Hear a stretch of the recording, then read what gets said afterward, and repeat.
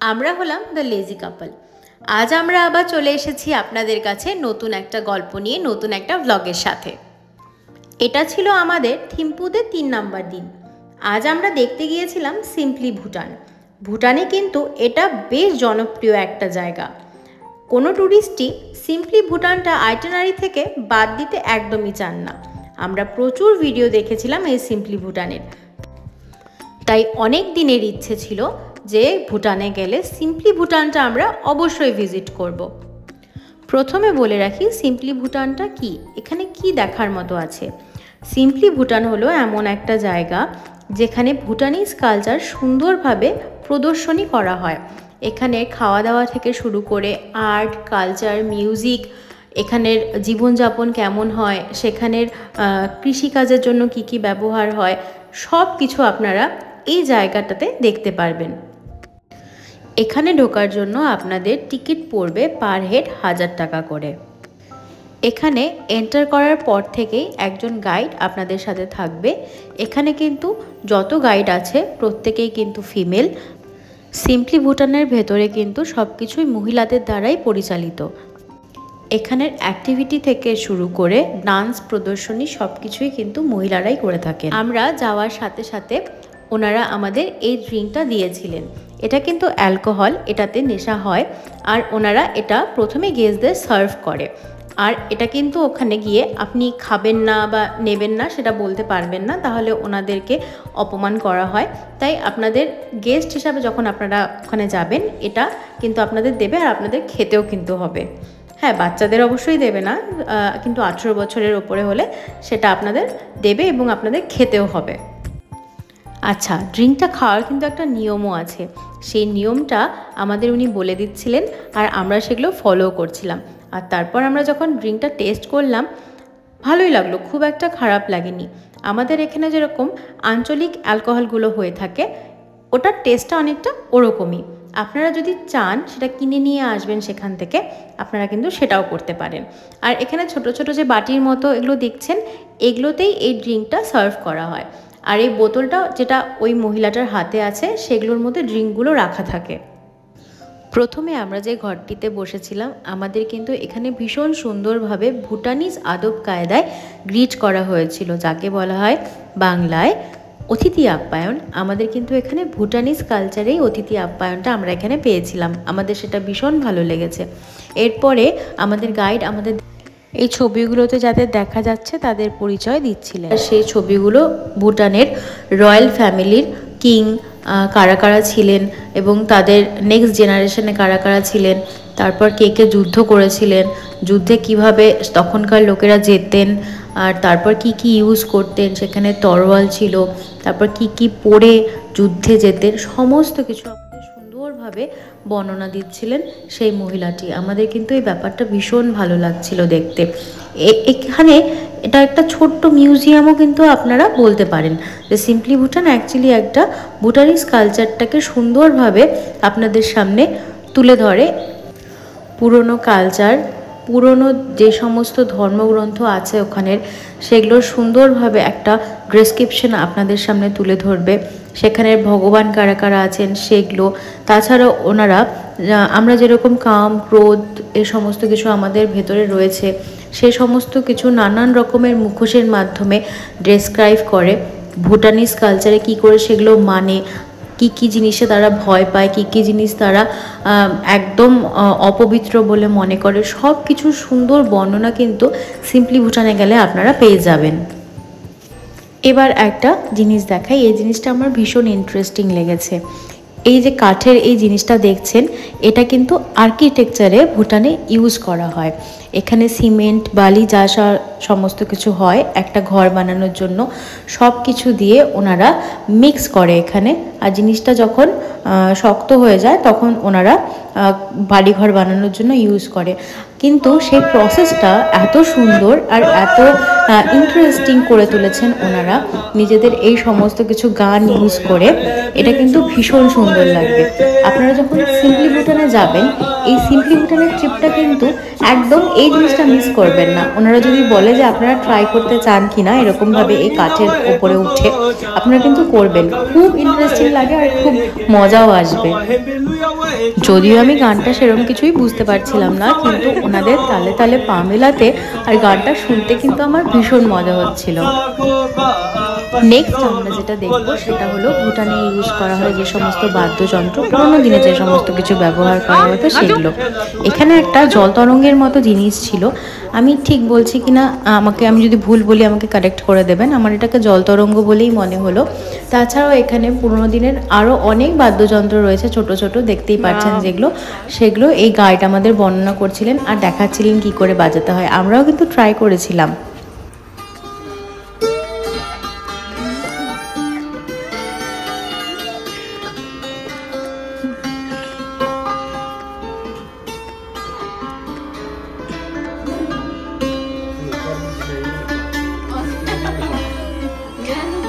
তুই বাজাবি একটু?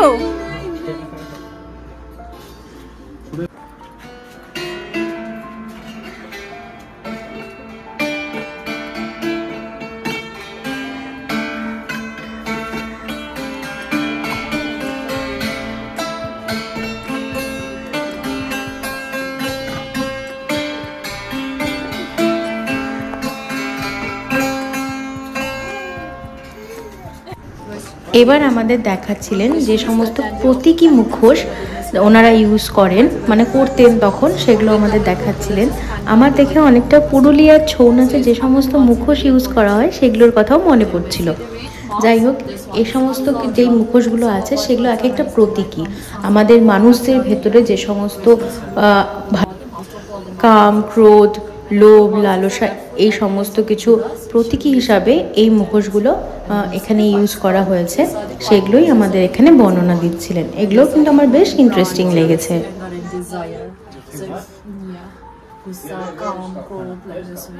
And the middle one is lot of this one is Chitraku.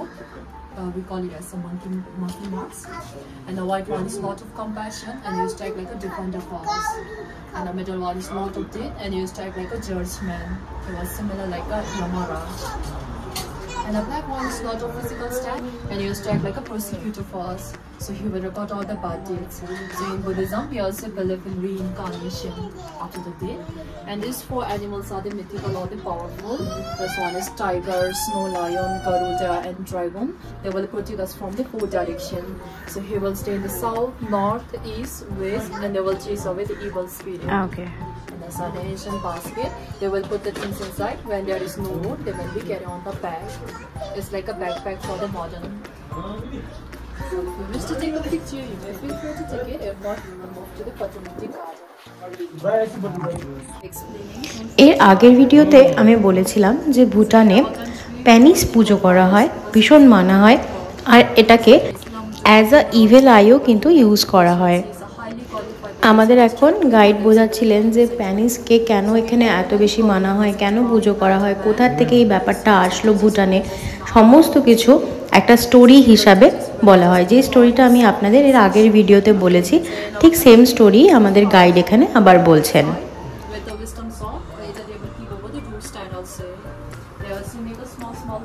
Like this way, and they will hang over the neck as a necklace. Okay. They also believe that when they hang like this, evil spirit will be chased away. Okay. It also brings a good luck to the family or the house. So in your country, you use lemon and chili to hang. Yes. The same thing. It's like the evil eyes. Okay. So all over the women or the couple having a fertility problem, they will visit this temple. Yeah, we have visited fertility temple yesterday. Okay, that means you already got the information. Yes. So have you seen our national animal takin? No. এবার উনি আমাদের যে ছবিটা দেখাচ্ছেন সেটা হলো ভুটানের national অ্যানিমেলের, সেটা হলো তাকিন।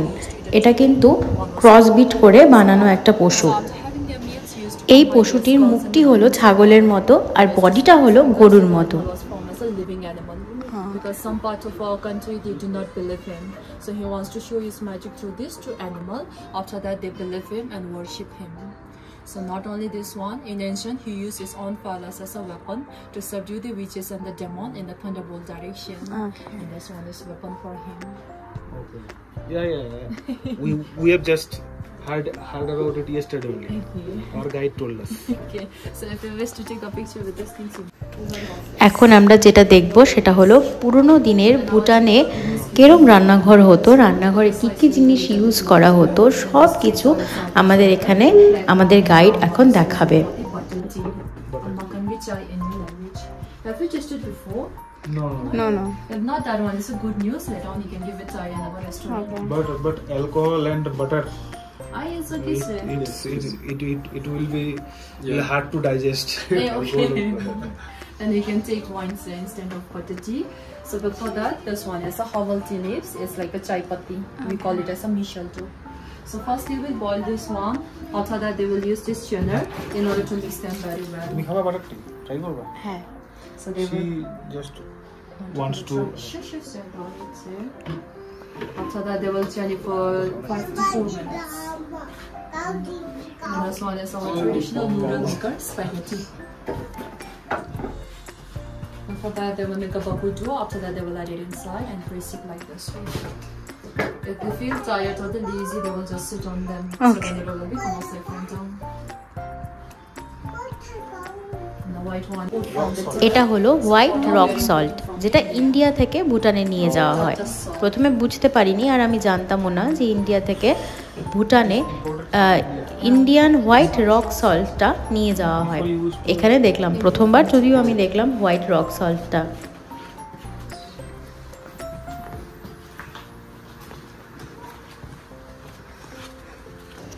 এবার আমরা যেটা দেখব সেটা হলো ভুটানে তো প্রচুর ঠান্ডা পড়ে, তো তখন ওনারা কিন্তু ফ্রেশ মাছ, তারপর সবজি বা লঙ্কা যা কিছু বলুন সেগুলো কিন্তু ফ্রেশ পাওয়া যায় না।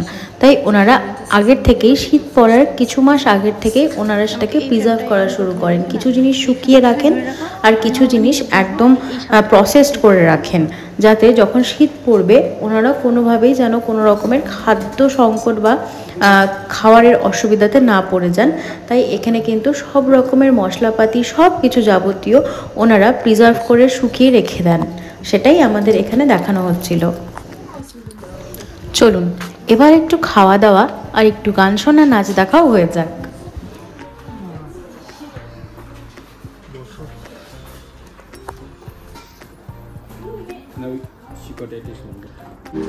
এখানে আমাদের সার্ভ করা হয়েছিল বাটার মিল্ক টি, সাথে ছিল মিষ্টি ভাত, পোলাও বলতে পারেন, আর সাথে ছিল চাল ভাজা।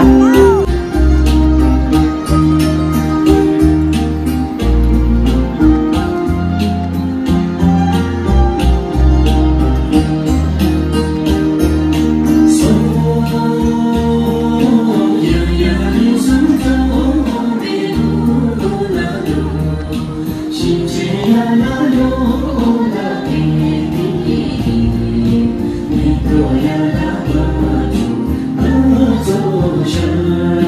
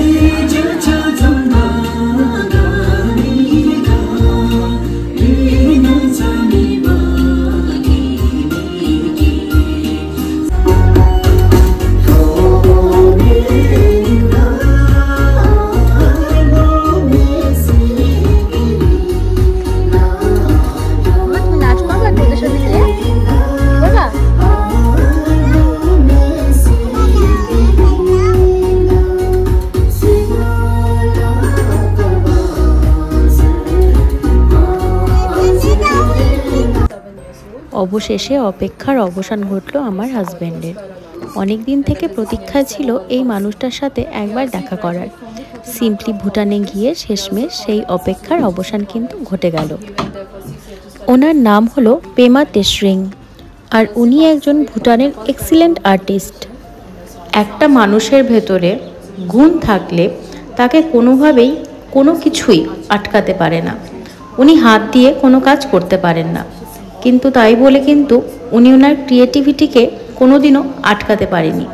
উনি পা দিয়ে এত সুন্দর সুন্দর মূর্তি বানান, এত সুন্দর সুন্দর আর্ট ক্রিয়েট করেন, যেটা সত্যিই বলতে বাহবা দেওয়ার মতো, প্রশংসা করার মতো। যখন থেকে আমরা সিম্পলি ভুটানে এন্টার করেছি, আমার হাজব্যান্ড বারবার গাইডকে একটা জিনিসই জিজ্ঞাসা করছিলেন যে এই ব্যক্তিটি কোথায় বসেন, এই ব্যক্তিকে কখন দেখতে পারবো, এই ব্যক্তি কখন গিয়ে ওনার সাথে একটু কথা বলতে পারবো। যাই হোক, ওনার কথা বলতেও অনেক অসুবিধা হয়, তবুও তিনি থ্যাংক ইউ, তারপর খুব খুশি হয়েছেন, এই সমস্ত কিছু মোটামুটি হলেও বলে বোঝাতে পারেন। এবার একটু অ্যাক্টিভিটির পালা। আমরা সকলেই জানি ভুটানে কিন্তু একসময় শিকারের একটা প্রচলন ছিল, আর সেই জিনিসটাকেই তাদের কালচারকে সুন্দরভাবে বর্ণনা করার জন্য একটা সুন্দর গেমের ব্যবস্থা ওনারা এখানে করেছেন। আর তাহলে বকবক করছি না, আমরা দুজন গেমটাকে কেমন এনজয় করলাম সেটা দেখুন। পুল পুল পুল।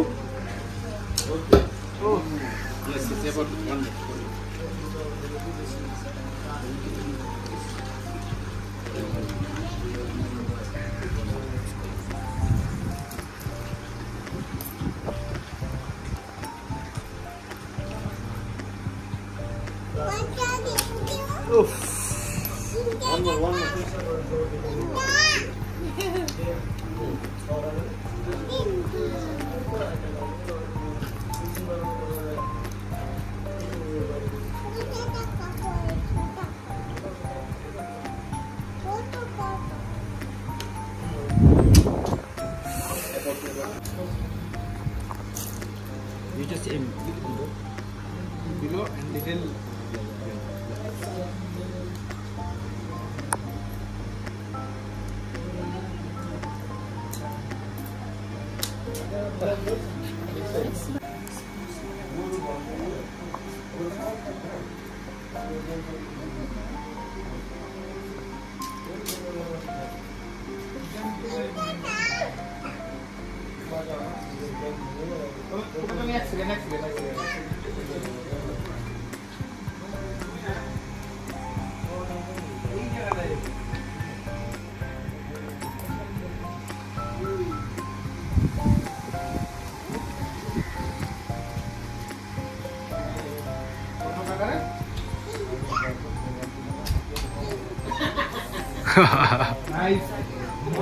Nice.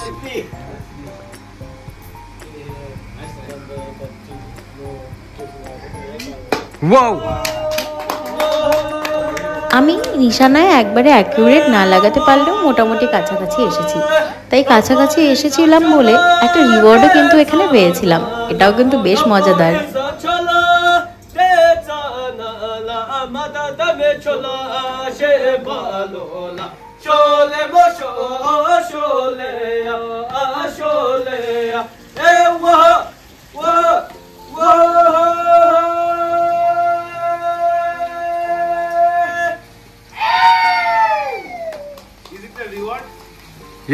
Yes.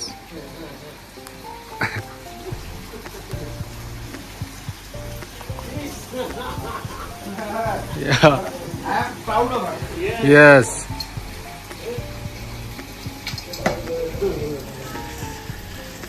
On our next visit to Simply Bhutan, I will practice more. এবার হলো উইশ ট্যাঙ্ক বা উইশ পটের খেলা। এখানে জলের ওপর একটা বাটিকে ঘুরিয়ে দেওয়া হবে। এবার 5 থেকে কয়েন নিতে হবে, 5টা কয়েন আর 5টা উইশ। যেই একটা উইশ করে কয়েনটাকে ঢিল মেরে ওই বাটিটার মধ্যে ফেলতে হবে।